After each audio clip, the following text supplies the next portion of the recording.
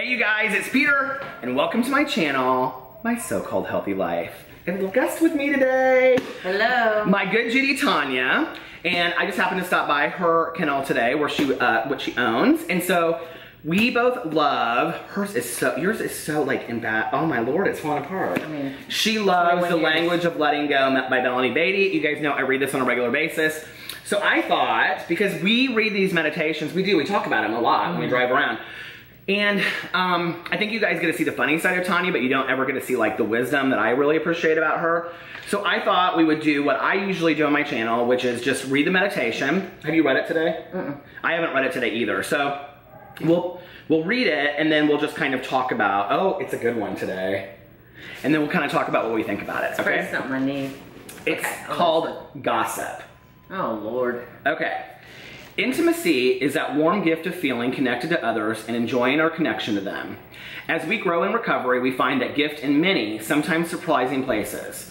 We may discover we've developed intimate relationships with people at work, with friends, with people in our support groups, sometimes with family members. Many of us are discovering intimacy in a special love relationship. Intimacy is not sex, although sex can be intimate. Intimacy means mutually honest, warm, caring, safe relationships. Relationships where the other person can be he or who she or she is, and we can be who we are, and both people are valued. Sometimes there are conflicts. Conflict is inevitable. Sometimes there are troublesome feelings to work through. Sometimes the boundaries or parameters of relationships change, but there is a bond, one of love and trust. There are many blocks to intimacy and intimate relationships. Addiction and abuse block intimacy. Unresolved family of origin issues prevent intimacy. That's really true. Controlling blocks intimacy. Off-balance relationships where there is too great of a discrepancy in power prevent intimacy. Caretaking can block intimacy. Nagging, withdrawing, and shutting down can hurt intimacy. So true. So can a simple behavior like gossip. For example, gossiping about another for motives of diminishing him or her in order to build up ourselves or to judge the person. To discuss another person's issues, shortcomings, or failures with someone else will have a predictable negative impact on the relationship. We deserve to enjoy intimacy in as many of our relationships as possible. We deserve relationships that have not been sabotaged. That does not mean we walk around with our heads in the clouds. It means we strive to keep our motives clean when it comes to discussing other people. If we have a serious issue with someone, the best way to resolve it is to bring the issue to that person. Direct, clean conversation clears the air and paves the way for intimacy, for good feelings about ourselves and our relationships with others. Tanya's husband's about to walk through the door any second now. Today, God, help me let go of my fear of intimacy. Help me strive to keep my communications with others clean and free from malicious gossip. Help me work toward intimacy in my relationships. Help me deal as directly as possible with my feelings. Can you read the little part, what it says over again? Today, God, help me let go of my fear of intimacy. Help me strive to keep my communications with others clean and free from malicious gossip. Help me work toward intimacy in my relationships. Help me deal as directly as possible with my feelings. It's a long one too, isn't it? It is a really long one. We're filming a video, and Tanya's husband just walked in as we were talking about intimacy and relationships. But intimacy is not sex. So intimacy is not sex. But I think the real conversation is about gossip. And like how gossip can hurt like intimate relationships and things like that. What do you think about that? Well, I felt what resonated with me was the trust issue. Like if I have someone that I feel safe with, gossiping and venting are two different things. Like I can have a feeling about somebody, and if I have someone that I trust that I can vent to and know it will stay there and not judge me for my feeling and then not repeat that, to me, that's not gossip. Yeah, I was just talking about this in my vlog last night. Like getting in the car with you and saying, I feel A, B, and C about somebody isn't necessarily tearing them apart. Right. If I do it with you, Tom, Dick, and Harry, then it becomes gossip. Right, or if you're trying to portray those people in a way that makes you look better. I think the motive of it. Right, the motive. Like sometimes if everything that ran through my head or everything I thought of a person, if I would just blot that out to Harry, Dick, or Charlie, then I would be the biggest gossip. Or Judy Smith. Or Judy Smith, that Judy lady. But no, I can't do it. But I have to feel safe. But I've had so many situations where I have found out people are gossiping about me. Which are really, I think, valuable lessons then when you like look in life, like, well, if they're talking about me that way, then when I'm talking about somebody that way, that's how it feels. Right. Like, I think I learned more about gossip when somebody was gossiping about me and how to act in the future. And then when, you know, I didn't want to continue.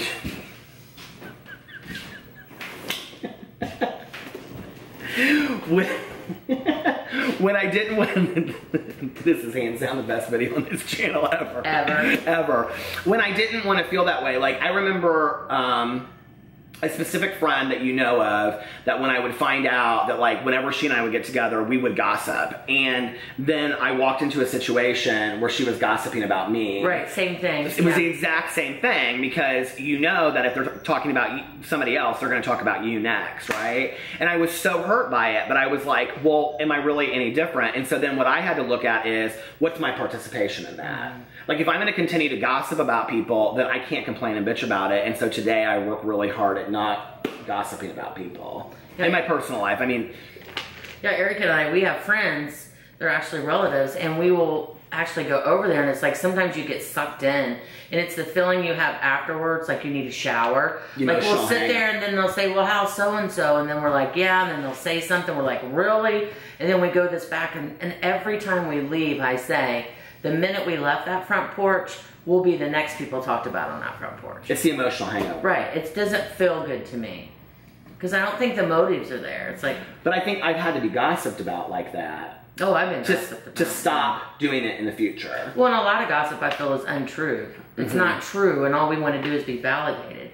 So when someone comes and you know it's not true, then you want to tell on everyone, so then you want to go back and gossip about that. That's my biggest character defect, is if I trust someone and then I find out they've said untrue things about me. You want to hurt them back. I want to tell their deepest, darkest secrets. Because hurt people hurt people. Right, and my motives would be wrong then. Right. And I think that's the hardest thing for me too, is that I know that hurt people hurt people. And as soon as somebody hits that button with me, I'm like, you're next. Because I don't care how long I've been sober for. I don't care how long I've been trying to live a right life and be a good person. As soon as somebody hits that button in me, I'm ready to fight. And that's, like, for me, I really have to work on that. So if I'm living clean-minded and not talking about other people. Because we used to back in the day. You know, we would get in the car, you and me and a couple other people, and we would just la la la la la. But we don't do that really anymore. No, because we have no one else to go. We have no one else to talk. But we don't. I mean, like, no, I know. I mean, we don't gossip about that anymore, because now we will talk through, I think, issues, and I think that's really healthy. Like if someone hurts my feelings or whatever. Yeah. You know, it was really interesting. We were like talking to a friend of ours, and he was saying that he's like not in a good place and he was very lonely. And I said to him, I go, do you have a Tanya? And he goes, what do you mean? And I said, do you have a Tanya that you can like get in your car with at the end of the night and, you know, vent and talk through issues? And like I said in my vlog last night, like I'll say things to you and you'll say, well, I don't like how you talk to Alex that way. Or, you know, maybe you need to tell Alex this way. Or like we challenge each other. Right, right. And we don't agree with each other. We don't always agree with each other. And I think that everybody needs that one person that they can kind of just be unedited with. You know? And that's a safe place. That's a safe place. And it's validation that, okay, literally, I'm not crazy, or I do need to work on this, or... And if I say something to you, you're not going to hurt me in retaliation. Right, I'm not going to tell you your deepest, darkest secrets. But I think the other thing is about setting boundaries and limits. I don't know if you would agree with this, but like my group of friends has gotten smaller through the years because I don't really allow people into my inner circle anymore. That will hurt me. It's trust. So when I do trust somebody and then I get hurt in retaliation, I don't really know what to do with that because I feel like I'm 5 years old again. And that's our responsibility because both you and I go all in. Right, exactly. I mean, we go all in. We think people are we're gonna trust people, they're gonna be good people, we're gonna blah, blah, blah, blah. We go all in and then we get burnt. Well, that's on me. For what is it about me that just wants to allow people in so easily? And I don't. I wish I could trust people that way. But then you get to the point where you're like, well, I don't want to be that person that's like, I'm so guarded, I don't trust people anymore. I want to make new friends. Right. And I think there will be people out there that I make new friends with that are valuable. So yeah. Just giving them a chance. So that's why we don't gossip anymore. Because when you're on the tail end of it, it hurts like shit. Especially if it's untrue. Especially if it's untrue. What do you do with that when it's untrue, though? what I do with it. Like, you confront it pretty upfront. Well, I go to that person normally, but I mean, if it's something like, some people will never change and there's nothing you can do to change them. So for me, I can't let it burn inside of me because it hurts first, right? And then especially if it's not true, it's anger. Right. And then, I mean, my instant thing is to call someone up and go, what, you know, confront them. But then my second thought is, what's this going to do? Is it going to change them? No. Then I just slowly get them, you know, I just don't let them in my life. But one of the greatest lessons that we always talk about too is that Maya Angelou, when she spoke to Oprah, and she said, but sweetie, you're not in that. Right. Like somebody else telling untruths about you or somebody talking about you, you're not in that. Right, it's not, yeah, you're not in that. You have nothing to do with that. It says more about them than it does you. Right. And I think that's really the valuable lesson. And allowing people into your life, having a safe tribe of people around you, I think is super important. No matter how small or big it is. Which is why I love you, because you're so safe for me. Oh, I love you too. So anyway, thank you guys for watching this. And maybe, will you do another one of these? Yeah.